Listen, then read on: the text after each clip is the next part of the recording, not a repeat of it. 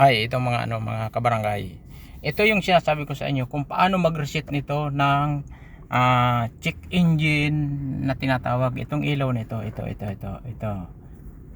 Check engine po 'yan, check engine. Yan po ang ilaw ng wallet. Pag may ilaw yan, sigurado yan, apektado ang wallet mo yan. Ang gagawin po natin yan, tatanggalin natin, i-reset natin yan sa pamamagitan ng pwedeng libre or sa madaling proseso. Yan. Kasi pag dinala mo po ito sa kasa, pag mga ganitong check engine, sigurado ang wallet mo yan, iilaw talaga. Okay?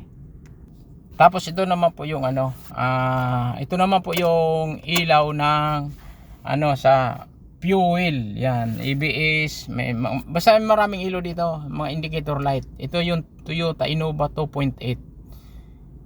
Yan. Ano po natin, i-reset natin yan.